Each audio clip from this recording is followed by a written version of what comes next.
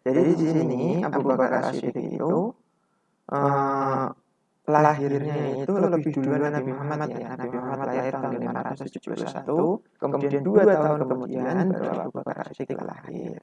Berarti Abu Bakar As-Siddiq 2 tahun lebih muda daripada Nabi Muhammad. Nama aslinya yaitu Abdullah bin Abu Quhafah atau lebih dikenal dengan sebutan Abu Quhafah. Ya, atau ada sebutan yang lain apa ya? Abu Bakar. Abu Bakar ini nama yang diberikan masyarakat sana. Abu itu artinya bapak, Bakar itu artinya unta kecil. Mengapa Abu Bakar itu dinamakan bapak unta kecil? Karena Abu Bakar dulu sering menggembala unta ya, karena unta-unta kecil itu pada nurut pada Abu Bakar, katanya seperti itu ya. Makanya lebih terkenal dengan Abu Bakar. Padahal nama aslinya itu Abdullah bin Abu Quhafah. Abu Quhafah ini bapaknya, orang tuanya. Abu Bakar diberi gelar oleh Rasulullah As-Siddiq, yang artinya yang benar atau yang membenarkan. Karena apa? Karena pada waktu itu Abu Bakar As-Siddiq itu adalah orang yang pertama kali membenarkan peristiwa Isra Mi'raj ketika Nabi Muhammad Isra Mi'raj ya. Pada waktu itu Nabi Muhammad pergi Isra Mi'raj terus menceritakan peristiwa Isra Mi'raj kepada para sahabatnya. Itu kebanyakan tidak ada yang percaya. Hanya Abu Bakar As-Siddiq yang percaya yang pertama kali. Kemudian akhirnya para sahabat yang lain ikut percaya dan banyak yang mengimani Rasulullah. Ya. Terus kemudian Abu Bakar As-Siddiq termasuk as-sabiqunal awwalun. As-sabiqunal awwalun itu orang-orang yang pertama kali masuk Islam. Ya. Itu dari golongan laki-laki dewasa. Nanti ada beberapa orang yang termasuk as-sabiqunal awwalun. Termasuk Ali bin Abi Thalib itu juga as-sabiqunal awwalun. Termasuk Siti Khadijah itu juga as-sabiqunal awalun. Cuma Siti Khadijah itu dari golongan wanita yang pertama kali masuk Islam, sementara Abu Bakar As-Siddiq itu orang dewasa yang pertama kali masuk Islam. Nanti juga Ali bin Abi Thalib pada waktu itu ketika Nabi Muhammad pertama kali berdakwah, Ali bin Abi Thalib masih anak-anak. Jadi Ali bin Abi Thalib itu termasuk golongan orang-orang yang pertama kali masuk Islam dari golongan anak-anak ya. Terus Abu Bakar As-Siddiq itu menjadi khalifah tadi selama kurang lebih 2 tahun, tahun 632 Masehi hingga 634 Masehi. Selama menjabat jadi khalifah, Abu Bakar As-Siddiq itu banyak sekali melakukan program-program atau jasa-jasa yang tak terhitung. Nah, ini jasa-jasanya di antaranya yaitu memerangi orang yang keluar dari Islam atau murtad. Sejak Nabi Muhammad SAW itu meninggal atau wafat ya, wafat itu banyak sekali kaum muslimin yang murtad atau keluar dari Islam karena mereka itu menganggap Nabi Muhammad sudah tidak ada, maka dia menganggap berarti tidak ada yang memimpin, otomatis dia keluar dari Islam. Itu bahaya. Nah, itu diperangi oleh Abu Bakar. Terus kemudian Abu Bakar juga memerangi orang yang enggan membayar zakat. Sejak Nabi Muhammad meninggal, banyak orang-orang kaya yang dia itu nyeleweng, nggak mau bayar zakat. Ada juga yang mengaku nabi palsu karena Nabi Muhammad itu sudah wafat, maka ada beberapa orang yang dia itu mengaku sebagai penerus Nabi Muhammad sebagai nabi palsu. Salah satunya adalah Musailamah al-Kadzab. Ya, dia itu Musailamah al-Kadzab yang mengaku sebagai saya itu nabi. Nah, dia juga sempat membuat tandingan ayat Al-Qur'an ya. Tapi pada waktu itu bukan tidak bisa menandingi Al-Qur'an karena apa? Karena karangannya dia itu hampir seperti syair tapi nggak berbobot sama sekali. Jauh dari jauh dari hal yang bisa menandingi Al-Qur'an lah. Karangannya dia itu sangat-sangat tidak berbobot. Padahal Al-Qur'an itu adalah firman Allah, bisa disaingi. Lalu Musailamah al-Kadzab, ada lagi Aswad al-Ansi dan lain-lainnya. Banyak sekali nabi palsu yang muncul pada zaman ini kepemimpinan Abu Bakar As-Siddiq. Oleh karena itu, Abu Bakar As-Siddiq memerangi 3 golongan ini, kaum yang murtad, orang yang ikut bayar zakat, dan nabi palsu ini. Maka pada zaman kepemimpinan Abu Bakar itu terkenal dengan perang Riddah, yaitu perang melawan 3 golongan ini ya. Orang yang murtad, orang yang enggak bayar zakat, dan nabi palsu. Nah, karena banyak sekali perang melawan ini ya, sering sekali memerangi, akhirnya apa? Pasukannya Abu Bakar As-Siddiq itu dari golongan sahabat-sahabat itu banyak yang meninggal, banyak yang wafat. Para penghafal Al-Qur'an termasuk juga ikut meninggal karena tadi, ikut perang tadi. Oleh karena itu, Umar bin Khattab khawatir akan apa? Banyak sekali orang Islam atau sahabat-sahabat tadi yang menghafal Al-Quran dan meninggal, khawatir kalau Al-Quran itu hilang dari peradaban. Oleh karena itu, Umar bin Khattab usul kepada Khalifah Abu Bakar As-Siddiq ini untuk mengumpulkan potongan-potongan Al-Quran yang pernah ditulis oleh para sahabat di lempengan-lempengan. Ya. Jadi di zaman Nabi Muhammad itu, ketika Nabi Muhammad SAW mendapatkan wahyu, Nabi Muhammad SAW itu menyuruh sahabatnya yang meninggalkan itu menuliskan ayat Al-Quran tersebut di mana? Pada waktu itu belum ada kertas, ada di batu-batu, ada di kulit hewan, potongan kulit hewan ya maksudnya ya. Terus ada di dedaunan, dan banyak lagi, ada di tulang belulang juga ada. Ya, karena pada waktu itu belum ada kertas, dan Nabi Muhammad SAW juga ummi ya, tidak bisa membaca dan tidak bisa menulis. Oleh karena itu Nabi Muhammad hanya menyuruh sahabat yang pandai menulis. Pada waktu itu ada Zaid bin Sabit, ada Utsman bin Affan termasuk juga ya. Oleh karena itu Abu Bakar As-Siddiq ini terus dia itu berpikir dan mempertimbangkan usulan dari Umar bin Khattab tersebut. Akhirnya Abu Bakar As-Siddiq menerima usulan dari Umar bin Khattab tersebut untuk mengumpulkan potongan-potongan Al-Quran yang ada di batu, yang ada di tulang, yang ada di kulit-kulit binatang, yang ada di mana saja ya, termasuk di pelepah kurma dan lain-lain ya. Maka Abu Bakar As-Siddiq memberi pengumuman ke seluruh pelosok penjuru ya, negeri, barang siapa menemukan potongan ayat Al-Quran harus menyerahkannya kepada kerajaan atau kepada kekhalifahan dengan disertai 2 orang saksi. Jadi nggak harus jadi gimana ya? Nggak semua tulisan itu langsung dibaca, enggak. Tapi dicocokkan dulu, benar nggak ini ayat Al-Quran? Benar nggak ada ayat Al-Quran yang berbunyi seperti ini? Nanti ada orang saksinya, ada para penghafal Al-Quran yang dikumpulkan. Benar nggak? Kalau benar baru disimpan di tempat suatu tempat itu. Itu Abu Bakar As-Siddiq. Nah, pengumpulan ini nanti juga dilanjutkan ketika Abu Bakar As-Siddiq ini 2 tahun dan wafat kan, menjabat khalifah selama 2 tahun terus wafat, terus dilanjutkan Umar bin Khattab nanti. Ya. Oke, ini jasa Abu Bakar As-Siddiq. Kemudian Umar bin Khattab di sini nama lengkapnya itu Umar bin Khattab bin Nufail bin Abdul Uzza, terkenal dengan Abdul Uzza ya. Umar bin Khattab ini adalah orang yang sangat-sangat ditakuti di Jazirah Arab. Ya, karena apa? Karena Umar bin Khattab ini kalau dulu itu algojonya sana. Orang yang paling ditakuti kayak Primane kono. Zaman dulu ya. Karena Umar bin Khattab itu memiliki tubuh yang sangat besar dan kuat. Ya. Umar bin Khattab itu lahir di kota Makkah dari suku Bani Adi ya. Umar bin Khattab itu dari Bani Adi. Umar bin Khattab mendapat julukan Al-Faruq karena Umar bin Khattab itu mampu memisahkan antara kebenaran dan kebatilan. Umar bin Khattab ini dia itu sebelum masuk Islam itu terkenal sebagai orang yang sangat-sangat memusuhi Islam. Bahkan banyak sekali budak-budak yang disiksa oleh Umar bin Khattab karena masuk Islam. Bahkan hampir membunuh Nabi Muhammad juga dulu. Umar bin Khattab, tapi alhamdulillah atas pertolongan Allah, Umar bin Khattab diberi hidayah oleh Allah sehingga masuk Islam. Nah, karena keberanian Umar bin Khattab ini, Umar bin Khattab juga dijuluki singa padang pasir ya. Singa Allah, singa padang pasir. Orang yang paling ditakuti di Jazirah Arab. Karena Umar bin Khattab itu dulu ketika tarung itu pasti lawannya kalah. Ya, Umar bin Khattab selalu menang. Nah, Umar bin Khattab menjadi khalifah kurang lebih selama 10 tahun, yaitu mulai tahun 634 sampai 644 ya, 644. Umar bin Khattab ini wafat atau meninggal ditusuk oleh seorang budak itu bernama Abu Lu'lu'ah. Jadi dibunuh oleh Abu Lu'lu'ah.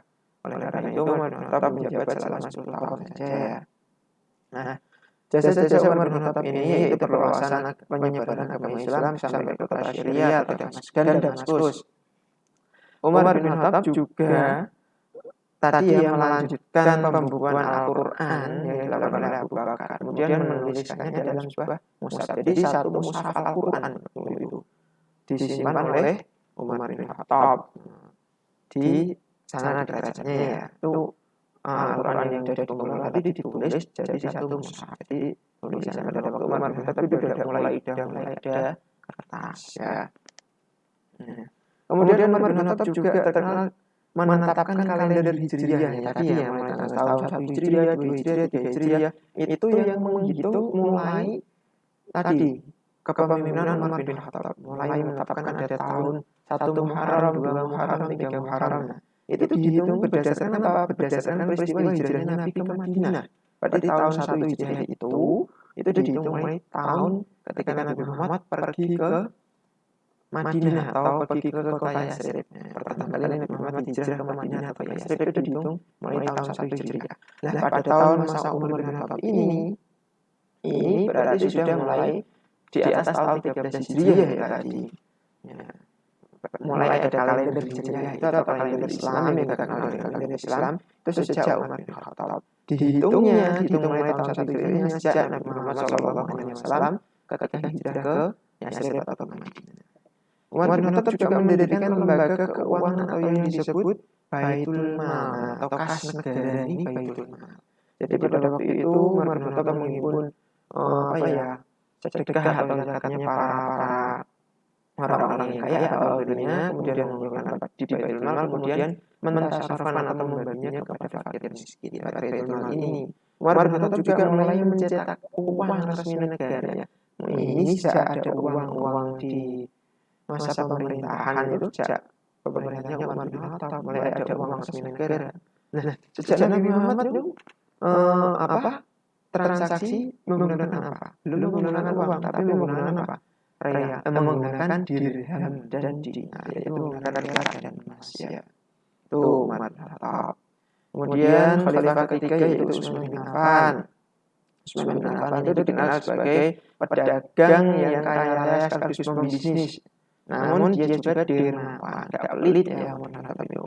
Umar bin Khattab itu mendapat julukan Dzun Nurain wal Hijratain. Karena apa? Karena Umar bin Khattab itu menikah dengan 2 putri Nabi. Maka Dzun Nurain itu artinya pemilik 2 cahaya. Wal Hijratain karena Umar bin Khattab juga karena Utsman bin Affan juga ikut hijrah 2 kali bersama Rasulullah ya. Nah, ini yang menarik ini Dzun Nurain. Karena Utsman bin Affan itu menikah dengan 2 putri Nabi, yaitu Ruqayyah dan Ummi Kulsum ya. Menikah dengan pertama dengan Ruqayyah meninggal, terus kemudian dinikah lagi dengan Ummi Kulsum. 2 putri Nabi ini dinikahkan dengan Utsman bin Affan. Utsman bin Affan menjabat khalifah selama 12 tahun, ini paling lama sendiri ya. Atau 2 periode, satu periodenya itu 6 tahun. Program-programnya yaitu perluasan Islam sampai ke Persia. Nah, kemudian melanjutkan pencetakan kembali naskah Al-Quran. Nah, sebagai cerita ya ini, sejak Umar bin Khattab dan Abu Bakar mengumpulkan mushaf pada masa pemerintahan Abu Bakar dan Umar bin Khattab itu, kemudian Al-Quran ditulis menjadi satu mushaf. Nah, karena sudah mulai ada kertas, maka banyak sekali orang-orang yang pandai pada waktu itu ilmuwan menulis kembali mushaf Al-Quran. Tapi karena mushaf Al-Quran itu ditulis berdasarkan hafalan para penghafal dan dengan ejaan yang berbeda-beda, maka tulisan Al-Quran itu berbeda-beda di setiap wilayah. Maka untuk menyamakan tulisan Al-Quran itu agar ejaannya sama atau dialeknya sama, itu Utsman bin Affan mengutus para bawahannya lah istilahnya. Itu untuk mengambil semua mushaf Al-Quran yang telah ditulis tanpa izin ya tadi, kemudian dibakar oleh Utsman bin Affan. Nah, kenapa demikian? Kenapa dilakukan Al-Quran dikumpulkan terus dibakar itu? Karena Al-Quran itu ditulis dengan ejaan yang berbeda-beda, khawatir salah ya, bacanya salah. Maka kemudian dikumpulkan terus dibakar. Kemudian diganti dengan mushaf Al-Quran yang tadi, salinan yang satu kan tadi ditulis oleh Umar bin Khattab ya pada masa pemerintahan Umar bin Khattab dan Abu Bakar. Kemudian diganti, disalin menjadi 7 mushaf. Ya Utsman bin Affan menggandakan satu mushaf ini ditulis kembali pada waktu belum ada percetakan maka ditulis tangan ya. Tulis menjadi 7 mushaf yang sama persis isinya. Ya, tentu dijamin ke asliannya. Nggak mungkin palsu karena ini resmi dari Utsman bin Affan tadi yang nulis ilmu pada Utsman bin Affan tadi niru satu mushaf ini atau yang disebut mushaf al-imam ini ya. Ini namanya mushaf al-imam. Kemudian setelah disalin menjadi 7 mushaf, dikirim ke penjuru daerah-daerah untuk diajarkan kepada daerah-daerah yang disertai dengan apa? Disertai dengan tokoh-tokohnya, tokoh-tokoh muslimnya. Jadi nggak hanya mengirimkan Al-Quran, tapi mengirimkan gurunya sekaligus ya. Maka 7 mushaf yang dikirim ke berbagai pelosok itu disertai dengan guru-gurunya. Nah, maka disebutlah qiraah sab'ah. Ini karena qiraah sab'ah itu mulanya dari ini ya, 7 mushaf ini. Nah, itu yang alhamdulillah sampai sekarang dijaga kemurniannya oleh Allah. Ya, terus kemudian ada membangun bendungan atau saluran irigasi. Ini dibangun pada masa Utsman bin Affan. Terus ini yang menarik, angkatan laut pertama. Pada waktu itu khalifah yang pertama membentuk angkatan laut adalah Utsman bin Affan. Ya. Pada masa Utsman bin Affan itu ada perang yang sangat terkenal yaitu perang tiang kapal ya. Atau disebut Zatus Sawari atau perang tiang kapal. Itu perang laut pertama yang sangat heroik ya. Ada filmnya juga. Terus membangun memperluas Masjid Nabawi di Madinah. Ini salah satu jasa Utsman bin Affan. Yang terakhir adalah Ali bin Abi Thalib. Ali bin Abi Thalib lahir di Makkah atau daerah Hijaz ya, Jazirah Arab. 10 tahun sebelum kenabian. Jadi ketika Nabi Muhammad SAW usia 30 tahun, Ali lahir. Ya. Nah, pada waktu usia Nabi Muhammad 40 tahun, Ali bin Abi Thalib berusia 10 tahun. Itu masuk Islam. Makanya tadi saya sebutkan Ali bin Abi Thalib adalah termasuk as-sabiqun al-awwalun dari golongan anak-anak. Orang yang pertama kali masuk Islam dari golongan anak-anak karena usia Ali bin Abi Thalib baru 10 tahun. Ya. Ali bin Abi Thalib itu nama aslinya Haidar atau singa. Haidar itu nama aslinya. Tapi ini Ali bin Abi Thalib ya. Ali bin Abi Thalib itu sebetulnya sepupu Nabi Muhammad, sepupu karena Ali bin Abi Thalib itu anaknya paman, anaknya paman ini Nabi Muhammad atau anaknya Pak Dini Nabi Muhammad yang bernama Abu Thalib. Dulu ketika Nabi Muhammad kecil kan dirawat oleh Pak Dininya itu Abu Thalib. Nah, sekarang Abu Thalib sudah meninggal, sudah wafat, ganti balas budi Nabi Muhammad merawat anaknya. Abu Thalib pada waktu itu masih hidup yang masih tua ya. Kemudian anaknya dirawat oleh Nabi Muhammad. Ya, sebagai balas budi lah. Makanya oleh karena itu Ali bin Abi Thalib adalah sepupunya Nabi Muhammad. Sekaligus menantunya Nabi Muhammad. Kenapa? Karena ketika Ali bin Abi Thalib sudah dewasa dinikahkan dengan putri Nabi Muhammad. Jadi menantu Nabi Muhammad. Dinikahkan dengan Fatimah Zahra. Ya. Nah, Ali bin Abi Thalib ini juga orang yang sangat cerdas. Bahkan Nabi Muhammad itu mengatakan Ali bin Abi Thalib itu babul ilmi atau pintunya ilmu. Dalam sebuah hadis ada anak Madinatul ilmi wa aliyun babuha. Saya itu gudangnya ilmu atau kotanya ilmu. Ali itu pintunya atau gerbangnya. Saking pinternya Ali bin Abi Thalib, maka dijuluki sebagai babul ilmi. Ali bin Abi Thalib juga mendapat gelar Syaifullah karena Ali bin Abi Thalib itu sangat berani. Syaifullah artinya pedang Allah. Ya. Ali bin Abi Thalib menjabat khalifah selama kurang lebih 5 tahun mulai tahun 656 sampai 660. Ini ada yang mengatakan lain 655 juga ya. Jasa-jasanya yang pertama memperluas wilayah Islam sampai ke India, memberantas pemberontak, membangun kota Kufah dan mengajarkan ilmu nahwu sornahu ya pada waktu itu. Kemudian dilanjutkan oleh muridnya yang bernama Abu Aswad Ad-Du'ali. Nah, inilah keempat khalifah Rasyidin. Kalian bisa menambah wawasan dengan cara membaca buku, browsing-browsing di internet, atau tanya-tanya pada Ustaz. Atau mungkin bisa diskusi di grup WA yang biasa kita gunakan untuk pembelajaran. Ya, terima kasih, mohon maaf. Kurang lebihnya mohon maaf ya. Mohon maaf apabila tadi dalam menjelaskan saya terlalu cepat atau kurang jelas. Ya, karena ini saya menjelaskan lewat video. Kalau lama-lama saya khawatir nanti durasinya terlalu panjang, memorinya terlalu banyak, nanti kasihan PPK-nya ya. Terima kasih, semoga bermanfaat. Mari kita tutup pembelajaran hari ini dengan bacaan hamdalah bersama. Semoga apa yang kita pelajari hari ini bermanfaat bagi kita di dunia dan akhirat. Mari kita tutup dengan bacaan hamdalah. Alhamdulillahirobbilalamin.